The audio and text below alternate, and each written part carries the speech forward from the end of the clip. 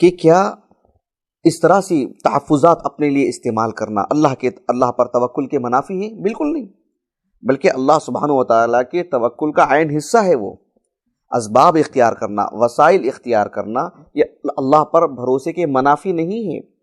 اعقلھا وتوکل علی اللہ کے زمرے میں یہ سب چیزیں آ جاتی ہیں۔ ہم اپنے تحفظ کے سلسلے میں سوچیں، غور و فکر کریں، یہ بہت اہم چیز ہے۔ اللہ کے رسول علیہ السلام سے بڑھ کر کے اللہ پر کس کا توکل ہو سکتا ہے، کس کا بھروسہ ہو سکتا ہے؟ اللہ کے رسول کے دل میں کیا کبھی بندوں کا اور مخلوق کا خوف تھا آپ کے دل میں؟ ابداً، ہرگز نہیں۔ آپ علیہ السلام بحیثیت ایک ذمہ دار، ایک نبی، ایک سربراہ، ایک مملکہ کے عظیم رکن، آپ علیہ السلام کا مزاج ایسا تو نہیں تھا کہ لوگ آپ سے ملنے کے لیے ایک چوکیدار سے پوچھ کے آئیں، آپ اپنے تحفظ کے لیے باڈی گارڈ کو رکھتے ہوں، سیکیورٹی کو رکھتے ہوں، ایسا مزاج آپ کا تھا نہیں اللہ کے رسول کا صلی اللہ علیہ وسلم۔ ایک حدیث مبارکہ ہے جو امام بخاری رحمہ اللہ نے صحیح بخاری میں کئی جگہ پر لائے ہیں، کتاب الجنائز وغیرہ میں، کتاب الاحکام میں بھی لائے ہیں، میں وہاں سے آپ کو سنا رہا ہوں۔ کتاب الاحکام، دراصل امام بخاری رحمہ اللہ نے وہ کتاب اس لیے ترتیب دی کہ ایک مسلم مملکہ ہو، مسلم حکومت ہوتی ہے یا مسلم معاشرہ ہوتا ہے، اس میں کس طرح کی چیزیں درکار ہوتی ہیں۔ ایک خلیفۃ المسلمین کے لیے، ذمہ داروں کے لیے، اسلامی احکام کے نفاذ کے لیے جو چیزیں ہوتی ہیں وہ اسے آپ نے ابواب میں قائم کیا ہے۔ اس میں امام بخاری رحمہ اللہ نے ایک حدیث لائے ہیں، بڑی مشہور حدیث، جو انس بن مالک رضی اللہ عنہ اپنے دور میں اللہ کے رسول کے انتقال کے بعد صلی اللہ علیہ وسلم، انس بن مالک رضی اللہ عنہ نے ایک خاتون کو گزرتے ہوئے دیکھا، اپنے گھر کی ایک خاتون کو کہا کہ کیا تم اس خاتون کو جانتے ہو جو وہاں سے جا رہی ہے؟ انہوں نے کہا کہ ہاں جانتی ہوں میں۔ کہا کہ تعریفی نہ فلانا، ان کو جانتے ہیں آپ؟ کہا کہ ہاں جانتی ہوں۔ کہا کہ یہ وہ خاتون ہے کہ ایک مرتبہ رسول اللہ صلی اللہ علیہ وسلم کا گزر ہو رہا تھا اس خاتون پر، یہ خاتون، اس کے بچے کا انتقال ہو چکا تھا اور اس کی قبر پر کھڑے ہو کر کے یہ رو رہی تھی یہ خاتون۔ آپ علیہ السلام نے اس خاتون سے کہا کہ اصبری، اتقی اللہ واصبری، اللہ کا خوف اختیار کرے، اس طرح کا رونا، اس طرح کا دھونا اچھی بات نہیں ہے، صبر سے کام لے۔ اس خاتون نے فوراً کہا کہ الیک عنی فانک خلو من مصیبتی، مجھ پر جو آفت آئی ہے آپ کو کیا پتا ہے، آپ کیا جانتے ہیں اس کو، آپ جائیے اپنا کام دیکھیں۔ ایک صحابی آیا اور آ کر کے کہا کہ جانتی ہو تم نے کس سے گفتگو کی ہے؟ کہا کہ نہیں معلوم مجھے۔ ارے وہ اللہ کے رسول ہیں وہ صلی اللہ علیہ وسلم۔ وہ دوڑتے دوڑتے اللہ کے رسول کے گھر کے پاس گئی صلی اللہ علیہ وسلم۔ حدیث میں یہ الفاظ ہیں کہ فلم تجد عندہ بوابا، کہ اللہ کے رسول علیہ السلام کے گھر کے پاس گئی تو وہاں کوئی چوکیدار نہیں تھے کہ ان سے پوچھ کے بات کریں۔ یہ لفظ ہے، صراحت ہے حدیث کے اندر۔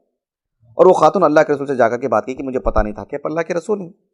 آپ علیہ السلام نے فرمایا کہ ان الصبر عند اول صدمہ، اس وقت ہی صبر کر لیتے نا، وہ اصل چیز ہے، پورے آنکھ کی پورے آنسو ختم ہونے کے بعد نہیں، اسی وقت۔ بہرحال مجھے کہنے کا جو مقصود ہے اس حدیث میں، امام بخاری رحمہ اللہ نے اپنی صحیح بخاری کی کتاب الاحکام میں اس حدیث کو لا کر کے باب قائم کیا کہ باب ما ذکر من النبی، ما ذکر ان النبی صلی اللہ علیہ وسلم لم یکن له بواب، آپ علیہ السلام کے لیے بواب نہیں تھے، چوکیدار نہیں تھے، ایسی سیکیورٹی والا معاملہ اللہ کے رسول کے لیے نہیں تھا صلی اللہ علیہ وسلم۔ یہ ایک عام معمول تھا اللہ کے رسول کا صلی اللہ علیہ وسلم۔ لیکن صحابہ اللہ کے رسول صلی اللہ علیہ وسلم کی زندگی کی اہمیت کو سمجھتے تھے۔ ہر کوئی آ کر کے آپ سے ملنے، آپ کا وقت ضائع ہو، اور جو ہے ایسے کوئی وقت ضائع کرنے والی قوم تھی نہیں، وہ صحابہ کی قوم تھی، صحابہ کی جماعت تھی۔ اس کے باوجود بھی اللہ کے رسول علیہ السلام کے ذاتی معاملات، گھریلو معاملات، کچھ اہم امور پر تبادلہ، صحابہ اس کی اہمیت کو سمجھتے تھے، بالخصوص آخری زمانے میں۔ صحیح بخاری کی ایک حدیث آتی ہے جو کتاب المناقب میں لائے ہیں امام بخاری رحمہ اللہ، صدیق اکبر کے فضائل کو بتلاتے ہوئے۔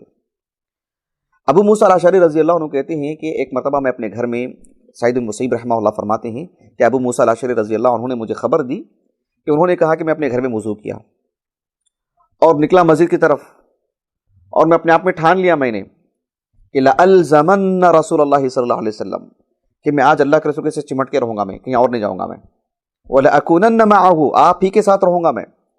گھر سے وضو کیا، سیدھے مسجد گیا، دیکھا کہ مسجد میں آپ نہیں تھے، لوگوں سے استفسار کیا، پوچھا میں کہ کہاں اللہ کے رسول، بہرحال ڈھونڈتے ڈھونڈتے میں پہنچا بئر اریس، ایک کنواں ہے، وہاں اللہ کے رسول تھے، تو میں وہاں چلا گیا صلی اللہ علیہ وسلم۔ آپ کنویں پر بیٹھے ہوئے تھے، آپ اپنی ضرورت سے فارغ ہو گئے، فارغ ہونے کے بعد میں دروازے پر ہی کھڑا تھا۔ جب آپ علیہ السلام مکمل طور پر فارغ ہو گئے اپنی دیگر ضروریات سے، تو آپ آئے، کنویں کی دیوار پر بیٹھے اور اپنے پیروں کو اندر چھوڑ دیا تھا آپ نے۔ ابو موسیٰ الاشعری رضی اللہ عنہ کہتے ہیں کہ میں اندر گیا، آپ سے سلام کیا، بات چیت کی، پھر واپس آ گیا اور دروازے کے پاس کھڑا ہو گیا. جلست عند الباب، دروازے کے پاس بیٹھ گیا میں، اور میں نے اپنے آپ سے کہہ لیا کہ لأکونن بواب رسول اللہ صلی اللہ علیہ وسلم، آج میں اللہ کے رسول کا چوکیدار ہوں، میں بس، میں کوئی دوسرا کام نہیں. اب یہ تھے اللہ کے رسول اکیلے تھے اندر صلی اللہ علیہ وسلم.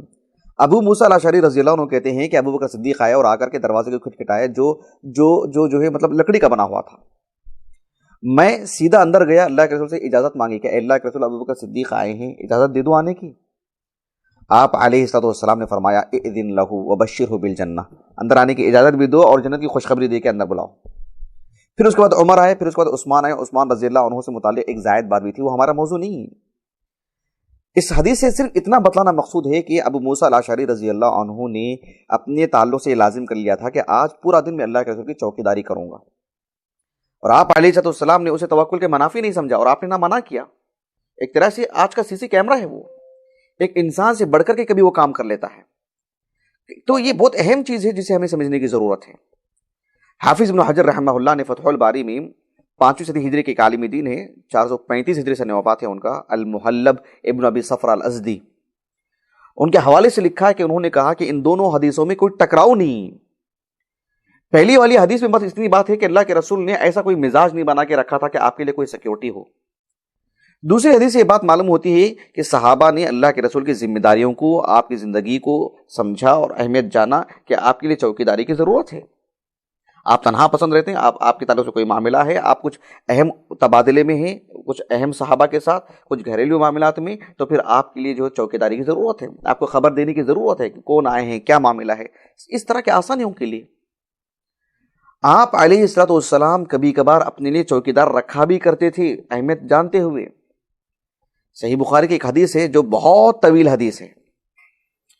عمر بن خطاب رضی اللہ عنہ کہتے ہیں کہ آپ علیہ السلام کی زندگی کے آخری دنوں میں ایک معاملہ ہو گیا تھا. میں ان سب چیزوں میں نہیں جانا چاہتا ہوں، آپ تفصیلات جا کے دیکھ لیں صحیح بخاری کی کتاب التفسیر میں، سورۃ التحریم کی آیت کریمہ کی تفسیر میں، کہ اللہ کے رسول علیہ السلام نے اپنی بیویوں سے علیحدگی اختیار کی 1 مہینے کے لیے، قسم کھا لیے تھے کہ نہیں ملنا ہے. عمر بن خطاب رضی اللہ عنہ کو ان کے ایک پڑوسی آئے اور آ کر کے فوراً جو ہے، اور ان کی تجارت میں وہ مضارب بھی تھے، شریک تھے، وہ آئے آ کر کے زور زور سے دروازہ کھٹکھٹانے لگے. بھائی بڑا ہنگامہ ہو گیا ہے. کہا کہ کیا بات ہے؟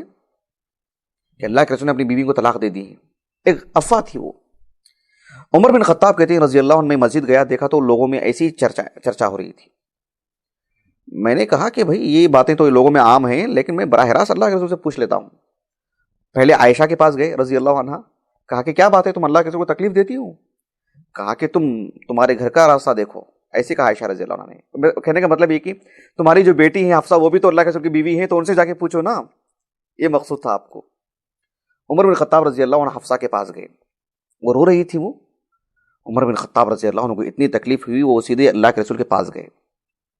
مسجد نبوی کی کچھ دوری پر جو ہے آپ علیہ السلام کا گھر تھا، کچھ دوری پر نہیں، بالکل بغل میں ایک جو ہے بالکل اوپری حصہ، گھر کا اوپری جو حصہ تھا، اوپر کی جو روم ہوتی ہے، وہاں اللہ کے رسول لیٹے ہوئے تھے صلی اللہ علیہ وسلم.